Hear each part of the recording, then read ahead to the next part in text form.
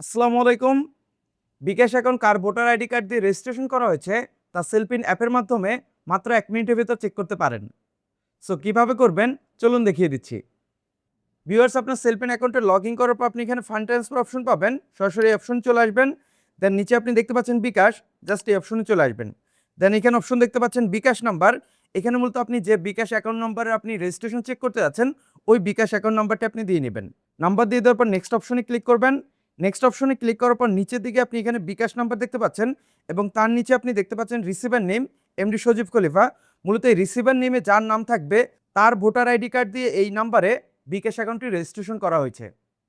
So viewers, এই মাধ্যমে খুব সহজে সেলপিন দিয়ে বিকাশ অ্যাকাউন্ট কার এনআইডি কার্ড দিয়ে রেজিস্ট্রেশন করা হয়েছে তা চেক করে নিতে পারেন। এবং আপনি যদি এখনও সেলপিন অ্যাকাউন্ট রেজিস্ট্রেশন করে না থাকেন, সো কীভাবে সেলপিন অ্যাকাউন্ট রেজিস্ট্রেশন করতে হয় এ নিয়ে অলরেডি আমার এই চ্যানেলে একটি ভিডিও দেওয়া আছে। ওই ভিডিওর লিঙ্ক আপনি এই ভিডিও ডিসক্রিপশনে পেয়ে যাবেন। আপনি চাইলে ওখান থেকে দেখে নিতে পারেন। সো দেখা হচ্ছে পরবর্তী নতুন অন্য কোনো এক ভিডিওতে।